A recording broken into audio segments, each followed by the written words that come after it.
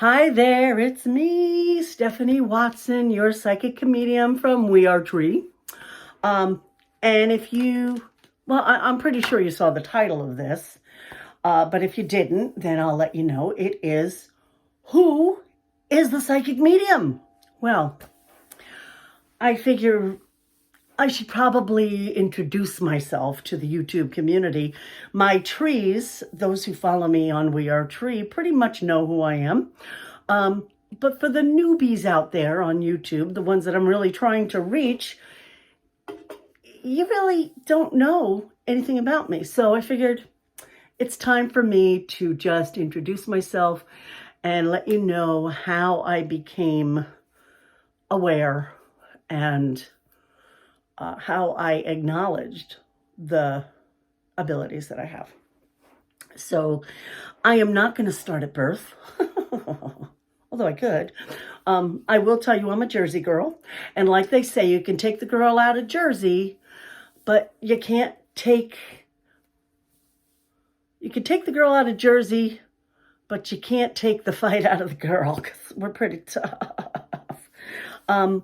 But I was born and raised in New Jersey. I moved to New York State, then I moved to California for a while, moved back to New York State. My 20s are pretty much a blur. Met my husband at the end of my 20s. We got married, had a child. That's, the synopsis of that. We got married 31 years ago. We've been married for a while. And I got married when I was 30, so you guys can do the math. I'm not going to do it for you because I know how old I am. So my journey really started, this particular part of it really started when my husband and I went on a paranormal cruise. It was 2015 that we took this cruise. I was a born-again Christian at the time, very diehard, very against paranormal stuff, didn't believe in ghosts, didn't believe in a lot of things. Or tried not to believe in a lot of things. I should clarify that. Anyway, so we went on this paranormal cruise. I met someone who was she's very integral in my life, Teddy Schuyler, who is a hypnotherapist. She actually opened my third eye for me. I'm not going to go into that whole story. I'm writing my story out. It should be in book form sometime within the next millennia. So I'm not going to go into it in great detail, but I will tell you that, she has been integral, and she's been important in my growth. Yeah. So she opened my third eye on the first cruise, which of course I started to think was just, my imagination. Since as a child, I was always told I had a very vivid imagination. I was a drama queen, which I am, and I'm proud of it. That I was a liar. I was nosy because apparently the adults in my life believed that I would stay up listening to their conversations and then parrot back things I had heard at an inappropriate time.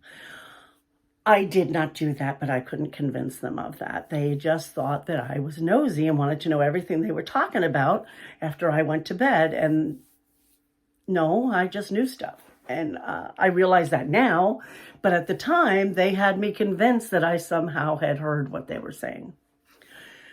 Anyway, on the second cruise, we're just going to go right to the second cruise. I still was thinking that all this stuff was all fairy tales, but I kept in touch with Teddy because I really liked her.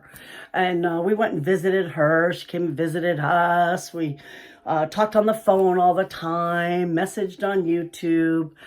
This was not YouTube, messaged on Facebook.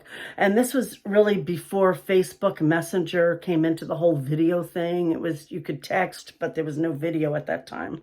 So we never really did that. And I didn't have an iPhone at the time, so we didn't have FaceTime. but we would talk to each other on the phone a lot. Anyway, by the second cruise, the three of us went on this cruise, and this one was different because it was a lot more intimate. There were less people.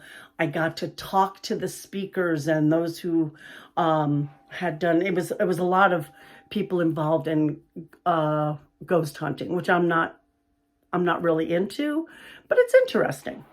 And I would talk to them and things that they'd experienced. And I came to realize that these people were not trying to make me go to hell. They were just, doing their own thing. And they didn't care what I believed. They really didn't. It wasn't a bone of contention in any way, shape, or form. And that was really cool, because that was the first time in my life that I met a group of people who accepted me and my husband exactly the way we were. There was no need to change. There was no need to believe what they believed. There was none of that. It was just, whatever you want to believe, you believe, and that's cool. And that's the first time in my life I ever had that kind of a relationship with anybody. Okay, so that was exciting. Besides my husband was pretty cool. Anyway, by the time the third cruise came along, I was much more open-minded. And I met another group of people, small group of people, that I liked very much and that we had been talking to and everything. And one night I found myself in a stateroom with 3 other psychic mediums. Now, I'm not going to say their names because I haven't cleared with them that it's okay for me to say their names, so I'm not going to say them. But I can tell you that these women literally changed my life.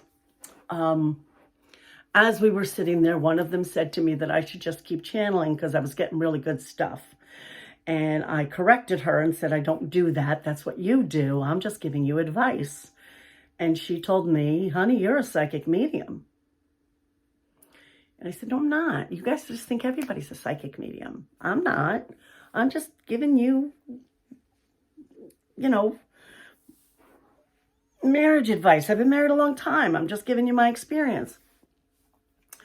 Then one of the other ones said, you didn't know you're like me? You had no idea that you are a psychic medium? And she was kind of shocked. And I'm like, but I'm not. Now, the third one, who I had known the longest since the very first cruise, just started laughing.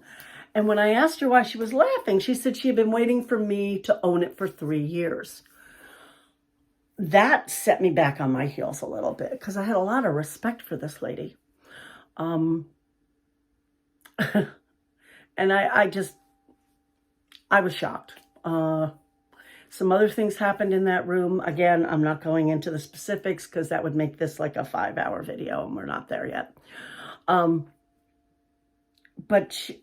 that really that night opened my heart. I had my third eye already opened, but that night opened my heart to the possibility that these things were real, that what they're saying might be true. So we come back from the cruise, a bunch of things happen. Like, I'm not going to say visions, although kind of, but a lot of experiences started happening. I got in touch with 2 of these women who became very big mentors for me. And I did some readings with them. They gave me things, they gave me suggestions of books to read. One of them told me that the first place to start was meditation. Ugh, I'd always hated hearing the word meditation. For me, that was like Om and way out there. But I started doing it anyway. And I'll tell you what, meditation is awesome.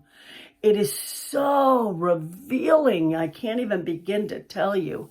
So I did that for, probably about 4 or 5 months, reading and reading everything I could and talking to them and giving them my experiences and hearing what they thought of them and meeting my guides, understanding that this was actuality, getting my mind around all of this and starting to have some confidence in the information that I was getting. So at one point, one of my mentors said, okay, it's time for you to start doing readings. And I thought, what? Readings? I'm not going to do readings. What are you talking about? I didn't get into this to do readings. That's not what this is about. And then she's like, you need to start doing readings. That's what my guides are telling me. That's what you need to start doing. So I didn't want to. And she asked me, what are you afraid of?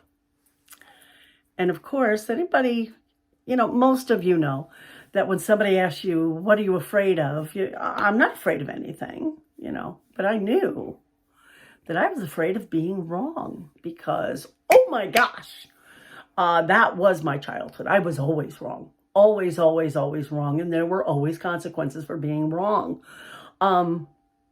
Very few times was I right. So this was petrifying to me. Well, I finally told her I'm afraid of being wrong. And she said, what if you are?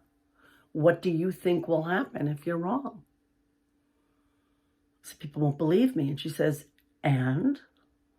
So, but they won't believe me. She said, and? Will the world end? No. So she said to me, you are human and no human is right 100% of the time. It's impossible.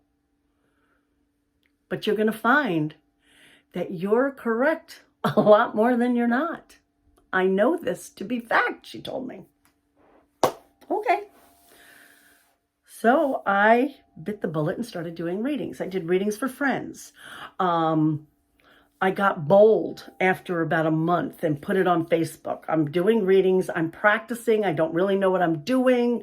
I don't even know if this is real, but if you would like a free reading, please contact me. I did readings, free readings for at least 6 months, and I did hundreds of readings. I really did. And mostly on the weekends. I did some at night. I did readings. I just did readings and readings and readings and readings and readings and readings and readings. And I was starting to see a pattern of things that, of truth, of, wow, this is something, right? So